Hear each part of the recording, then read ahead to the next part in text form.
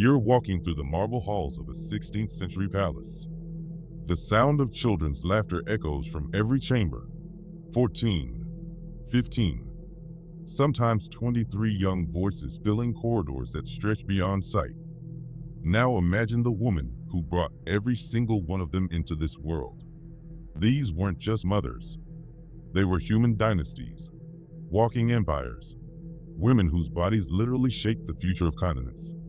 For centuries, a queen's worth wasn't measured by her wisdom, her political cunning, or even her beauty. It was counted in heartbeats, the number of royal children she could produce before her body gave out. Some endured decades of back-to-back pregnancies. Others watched helplessly as infant after infant died in their arms. But the throne demanded heirs, and these women answered that call with a sacrifice modern minds can barely comprehend. Tonight, we're diving into the extraordinary lives of history's most prolific royal mothers, women who gave birth to armies of princes and princesses, who survived the medieval equivalent of Russian roulette every time they entered labor, and whose personal tragedies and triumphs literally rewrote the map of the world. From Mughal empresses to Georgian queens, these are the stories of 7 women who turned motherhood into an art form, a political weapon, and ultimately, their greatest legacy. In the heart of 17th century India, a love story unfolded that would eventually become one of the world's most famous monuments. Mumtaz Mahal wasn't just another wife in Shah Jahan's household. She was his obsession, his muse, his constant companion, even on blood-soaked battlefields. Born into Persian nobility in 1593, she captured the future emperor's heart so completely that he abandoned his other wives, focusing his entire romantic devotion on her alone.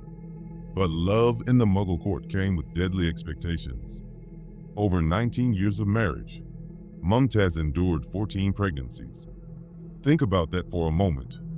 14 times she risked death to secure the dynasty. Medieval childbirth was a lottery where the house always wins, yet she kept playing. 7 of her children survived to adulthood, including future emperors who would rule vast territories. Each birth was a political victory, but also a roll of the dice with her own life. The 14th pregnancy broke her. After 30 grueling hours of labor, Mumtaz Mahal bled to death, bringing her final child into the world. Shah Jahan, the most powerful man in India, was reduced to a grieving widower who never remarried. His response to losing her was to commission the Taj Mahal, a monument so breathtaking it still draws millions of visitors centuries later. But here's what they don't teach you in history class. The Taj Mahal isn't just a symbol of eternal love. It's a tomb built on the bones of feminine sacrifice, a marble reminder that even empresses were expected to die for the dynasty.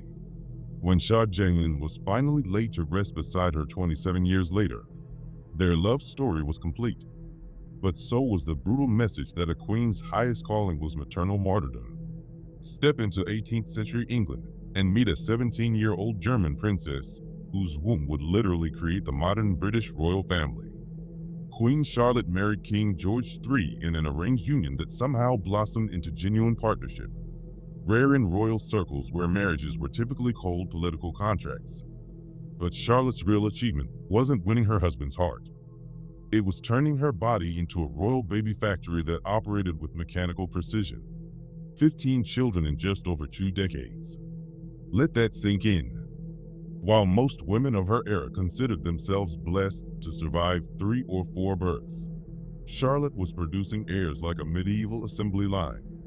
Among her offspring were future kings George IV and William IV, plus Prince Edward, whose daughter Victoria would eventually become one of history's most influential monarchs. Charlotte wasn't just giving birth to children. She was manufacturing British imperial destiny. The physical toll was devastating. By her 14th pregnancy, Charlotte wrote with brutal honesty, "I don't think a prisoner could wish more ardently for his liberty than I wish to be rid of my burden." This wasn't royal politeness. This was a woman trapped in a cycle of pregnancy, birth, recovery, and pregnancy again. With barely months of reprieve between each ordeal, her body had become state property. Her personal autonomy sacrificed for dynastic continuity. Yet Charlotte persevered, outliving most of her children and dying at 74, ancient by royal standards. Her genetic legacy echoes through every British monarch since, but her personal sacrifice reveals a darker truth about royal motherhood. These women weren't just queens. They were biological weapons deployed to ensure dynastic survival, their own desires secondary to the crown's insatiable hunger for heirs. In 16th century Europe, the Habsburg dynasty had a problem that threatened their entire empire. Centuries of inbreeding had created a royal bloodline riddled with genetic disasters. Enter Anna of Bohemia and Hungary, an 18-year-old princess whose marriage to Ferdinand I wasn't just political, it was biological warfare against genetic decay. What started as a dynastic alliance became one of history's most successful royal partnerships. But the cost was measured in Anna's blood and suffering. Anna's fresh genetics were exactly what the sickly Habsburg line needed. 15 pregnancies later, she had achieved something that seemed impossible. 13 surviving children in an era when royal infant mortality was catastrophically high. But this wasn't luck. This was Anna's body responding to the relentless pressure of dynastic expectation, turning childbirth into a full-time profession that consumed her entire adult life. Her offspring weren't just children. They were strategic assets positioned across the European continent. Future emperors, queens, bishops, even nuns.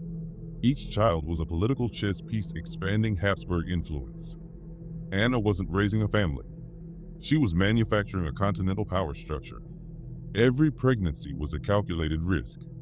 Every birth a diplomatic victory that strengthened Austria's grip on European politics.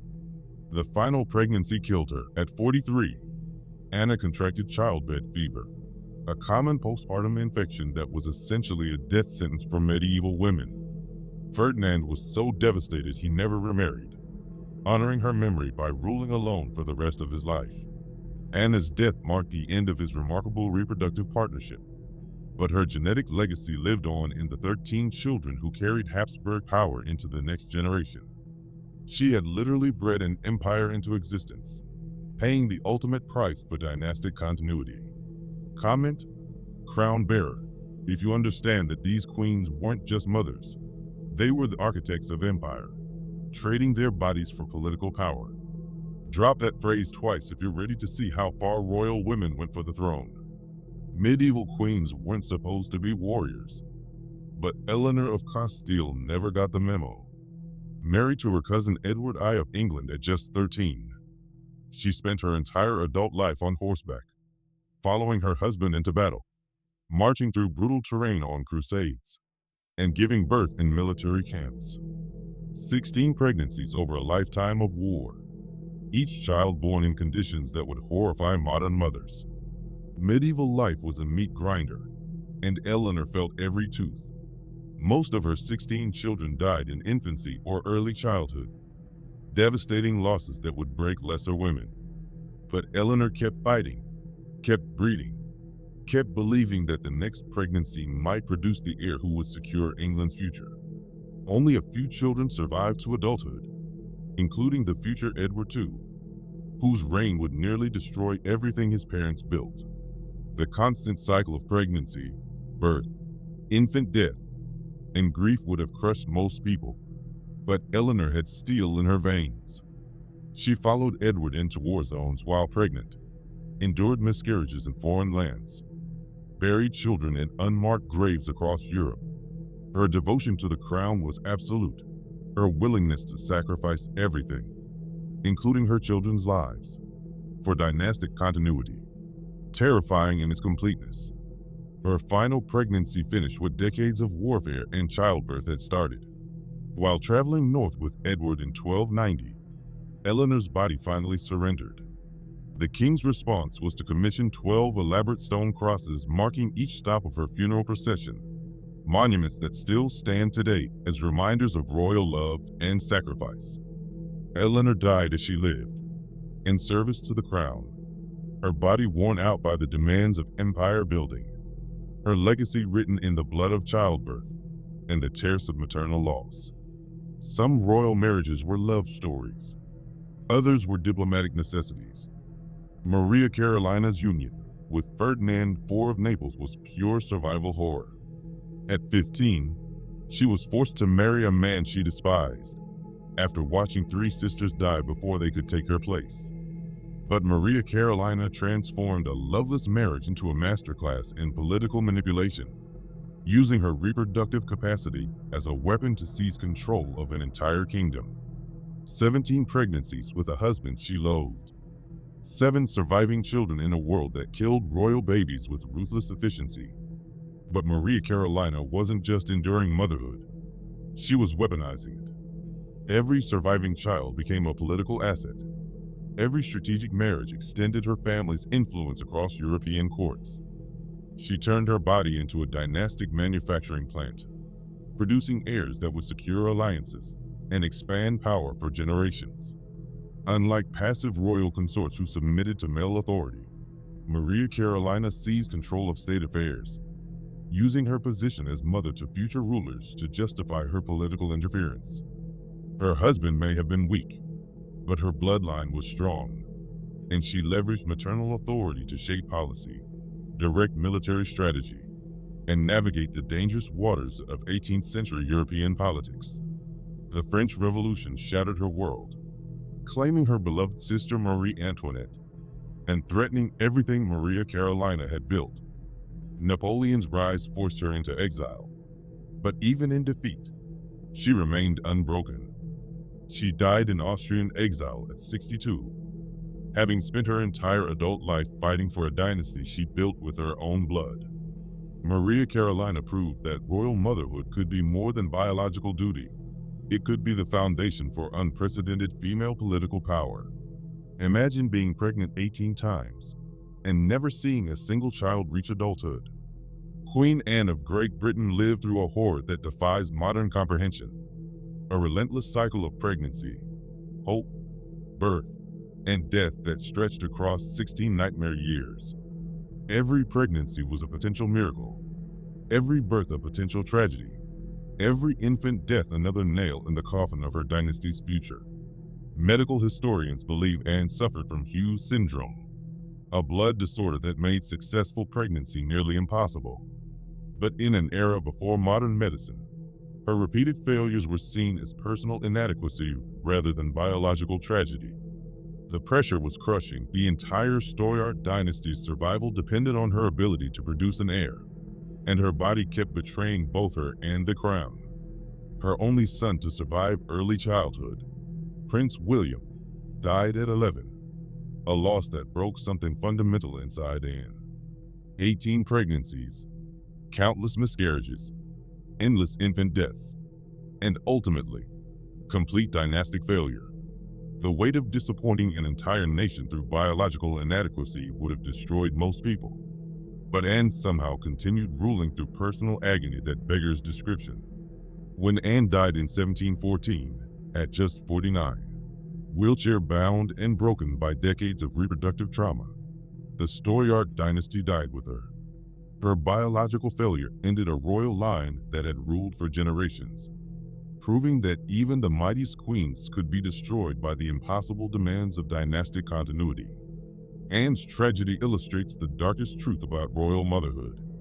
Success was measured not in personal happiness, but in living heirs. And by that metric, even queens could die as failures despite sacrificing everything for the crown.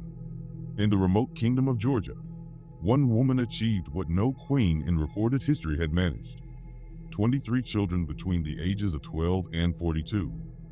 Queen Darajan didn't just break reproductive records, she obliterated them, turning childbirth into an almost supernatural feat of biological endurance. But her story reveals the ultimate truth about royal motherhood. Even the most successful breeding could become a political nightmare.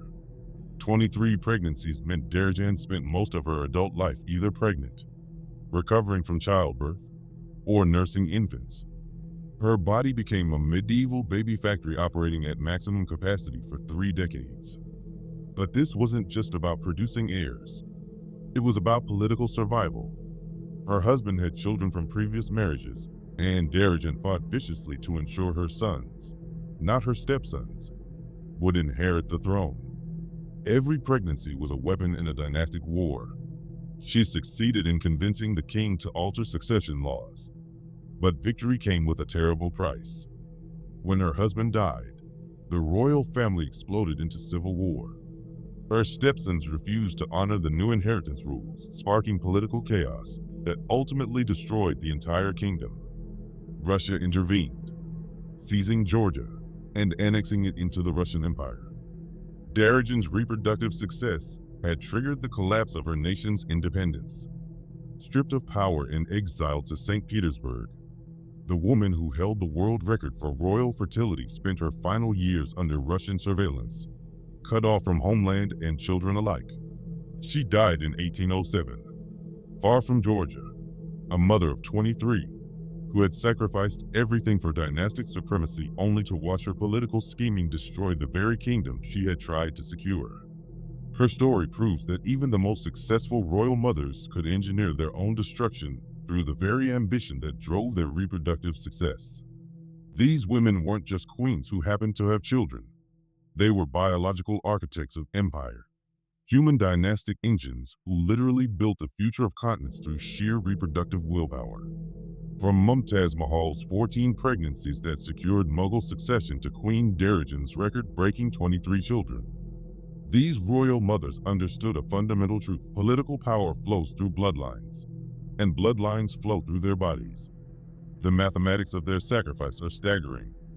Combined, these 7 queens endured over 130 pregnancies, buried dozens of children, and spent the equivalent of multiple lifetimes either pregnant or recovering from childbirth. They transformed motherhood from biological function into political strategy, using their reproductive capacity to forge alliances, secure successions, and expand dynastic influence across international boundaries. But their stories reveal a darker truth about power and femininity in royal courts. These women achieved unprecedented influence through maternal authority, yet that same influence trapped them in cycles of endless pregnancy and childbirth that often killed them. They gained political leverage through their children, but lost personal autonomy through the demands of constant reproduction.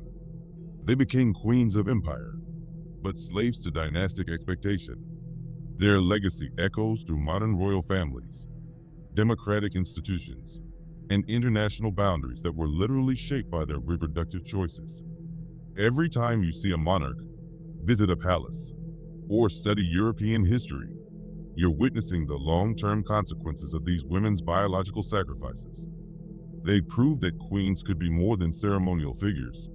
They could be the creators of civilization itself, one dangerous pregnancy at a time. Their wombs were weapons, their children were empires, and their sacrifice was the price of building the world we inherited.